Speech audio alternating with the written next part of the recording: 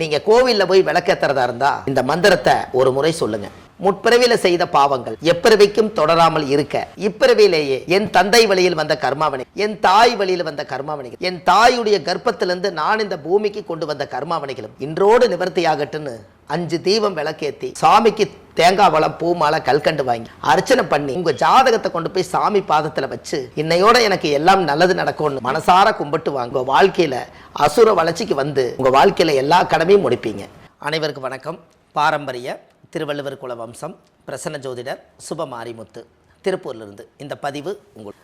அதாவது கார்த்திகை நட்சத்திரம் இல்லைங்களாங்கம்மா, அசுபனி பரணி கிருத்திகை 3வது நட்சத்திரம். அதனால் முருக கடவுளாக வர்றார் இல்லைங்களா. 3வது நட்சத்திரம் முருக கடவுள். இந்த கார்த்திகை நட்சத்திரத்தில் முருகர் பிறந்ததா ஒரு வரலாறு உண்டு இல்லைங்களாங்கம்மா. கார்த்திகை நட்சத்திரத்தில் முருகர் பிறந்தார். அப்போ இந்த முருகர் வந்து கார்த்திகை நட்சத்திரத்தில் கரெக்டாக பிறந்திருக்காங்க. கார்த்திகை நட்சத்திரம் 1ஆம் பாதத்தில் பிறந்துக்கிறவங்க மட்டும்தான் மேசராசியில் பிறப்பாங்க. மீதி 2ஆம் பாதம் 3ஆம் பாதம் 4ஆம் பாதத்தில் பிறந்துக்கிறவங்க ரிஷபராசியில் தான் பிறப்பாங்க. அது நம்ம எப்போவுமே தெரிஞ்சுக்கணுங்க. அதில் பொதுவாகவே இந்த கார்த்திகை நட்சத்திரக்காரர் வந்து யார் பிறந்திருந்தாலும் அவங்க பிறக்கும்போது சூரியன் திசையில் தான் பிறப்பாங்க.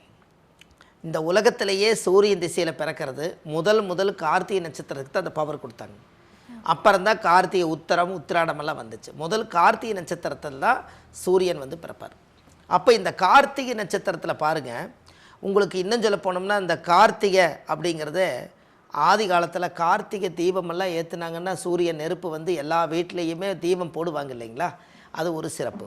இந்த கார்த்திகை நட்சத்திரத்தில் சூரியன் திசையில் பிறந்தால் முதல்ல இவங்களுடைய வம்சம் எப்படி இருக்குன்னு கேட்டிங்கன்னா, அந்த காலத்தில் முன்னோர்கள் வாழ்ந்ததில் ஒரு பெரிய அங்கீகாரம் இருக்குதுங்க. ஒரு கௌரவமான குடும்பத்தை சேர்ந்தவங்களாக இருப்பாங்க. கார்த்திகை நட்சத்திரத்தில் யாராவது பிறந்தால் முதல்ல அவரே கௌரவமாக பேசுவார். எவ்வளவு ஏழையாக இருந்தாலும் சாப்பாட்டுக்கு உணவுக்கும் கூட கொஞ்சம் வழி இல்லாமல் இருந்தாலும் புலி பசிச்சாலும் புல்லை திங்காதுன்னு சொல்கிறாங்க இல்லைங்களா. அதுபோல் இந்த கார்த்திகை நட்சத்திரத்தில் பிறந்துக்கிறவங்க கொஞ்சம் கௌரவமாக இருப்பாங்க. ஒரு தனக்குன்னு ஒரு கௌரவத்தை பலப்படுத்திக்குவாங்க. எந்த ஒரு காரியத்துக்குமே எல்லார்த்து மாதிரி போகாமல் யோசித்து தான் முடிவெடுப்பாங்க.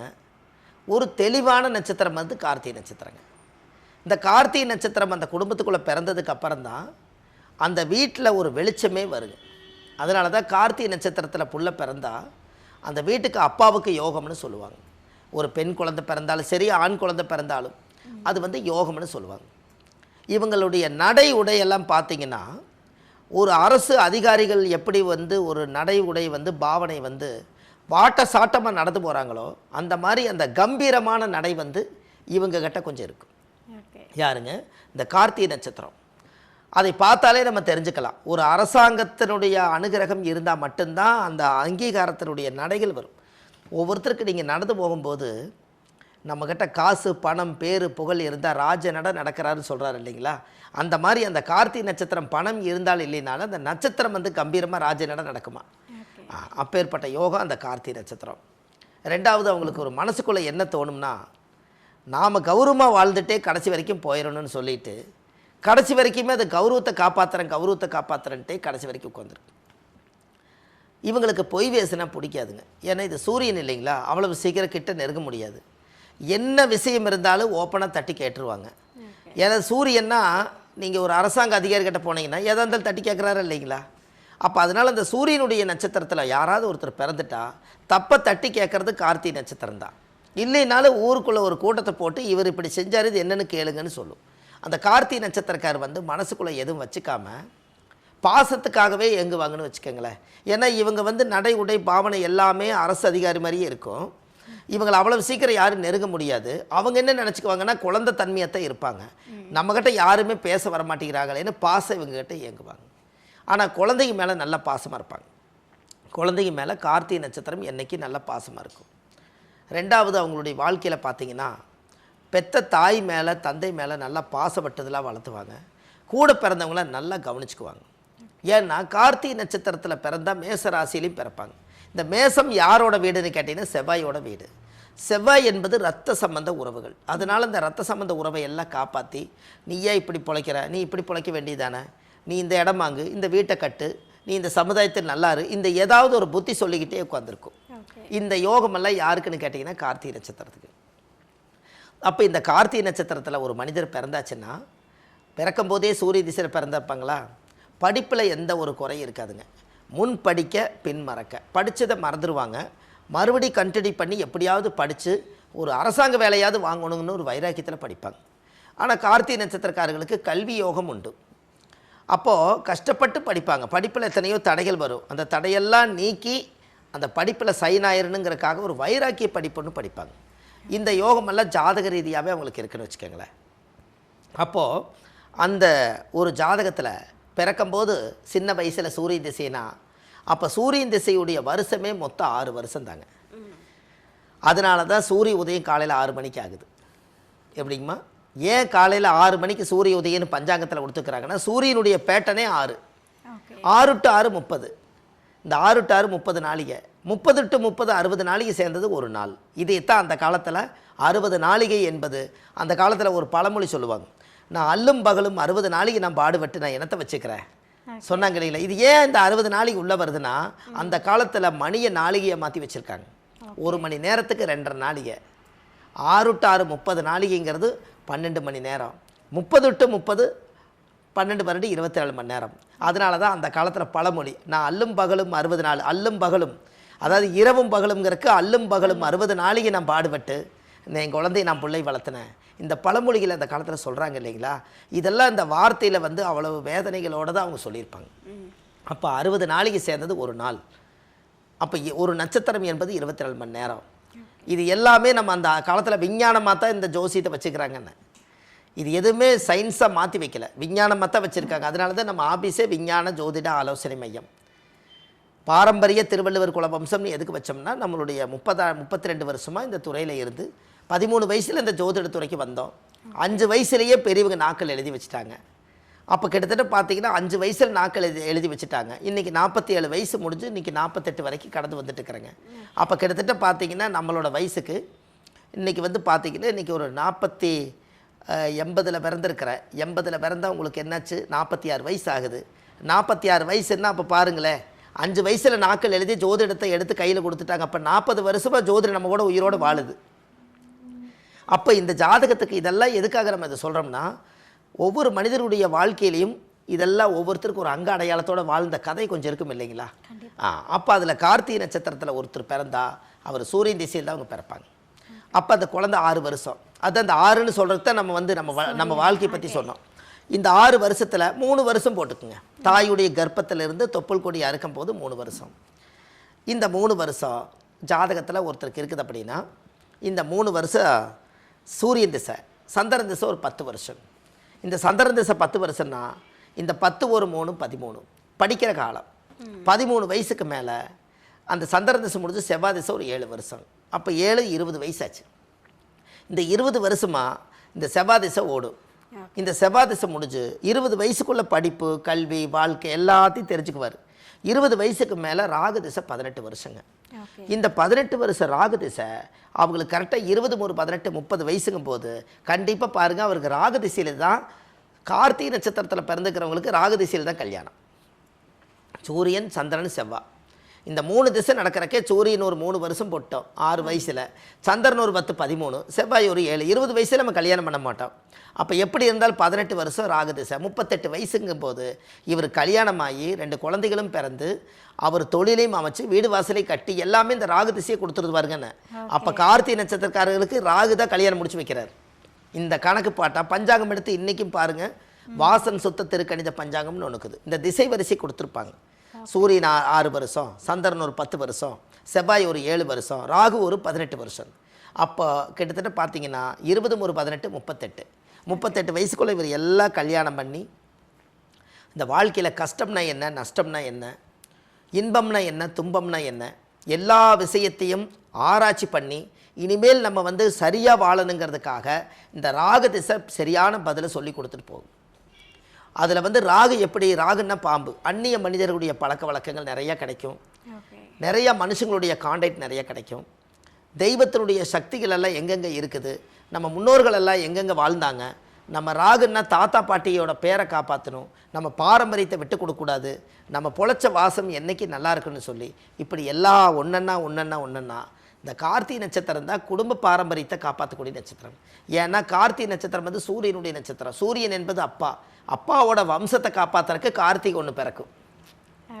எப்படிங்கம்மா? இப்போ நீங்கள் எடுத்து பார்த்தீங்கன்னா இந்த கார்த்திகை நட்சத்திரத்துக்கு அந்த பவர்.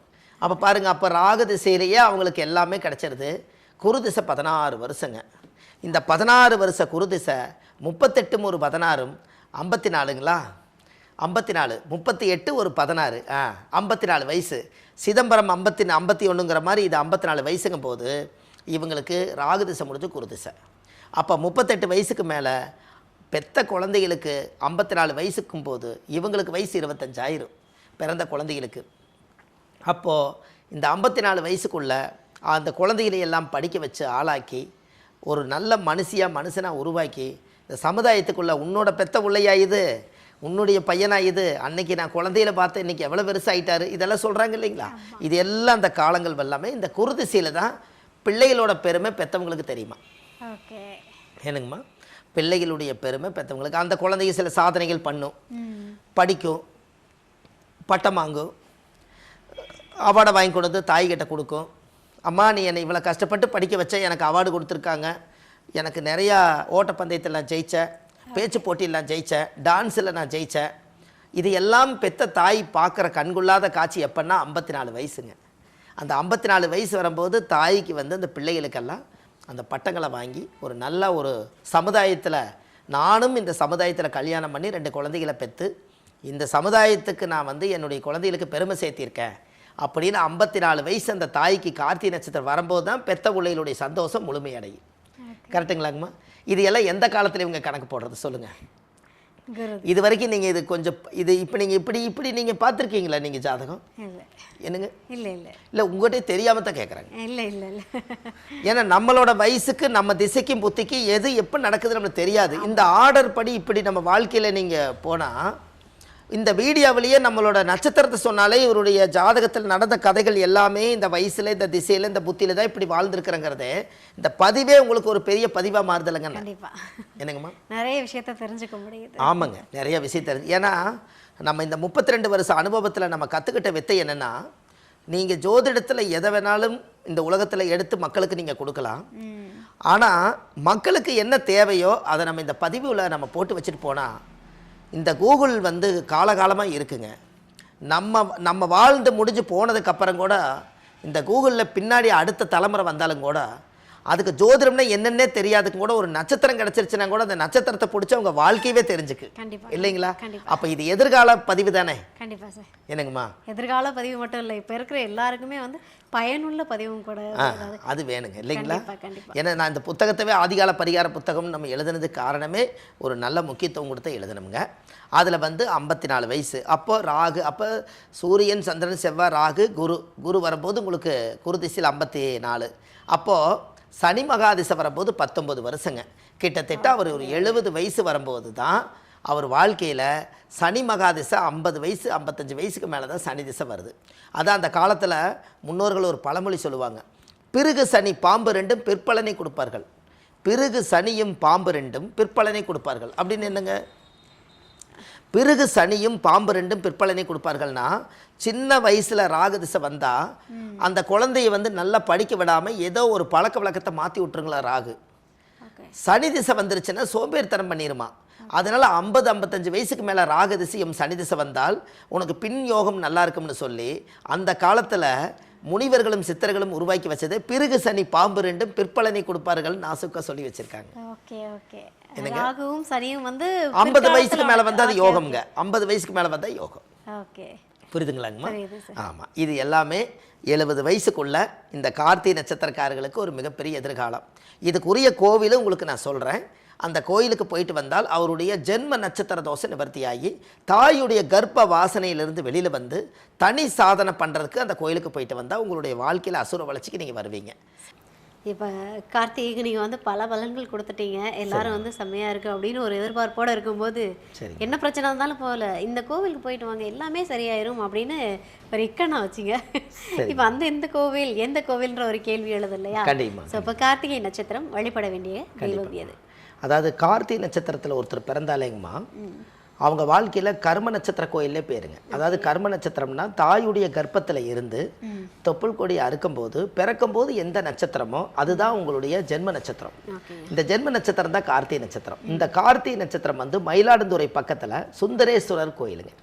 இந்த கோவிலில் போய் சாமிக்கு தேங்காய் பழம் பூ மாலை கல்கண்டு வாங்கி அர்ச்சனை பண்ணி அந்த கோவிலில் போய் சாமி கும்பிட்டு வந்தாச்சுன்னா உங்கள் வாழ்க்கையில் அசுர வளர்ச்சிங்க. அதுக்கப்புறம் உங்களுடைய ஜென்ம பாவமே நிவர்த்தி ஆகுமா.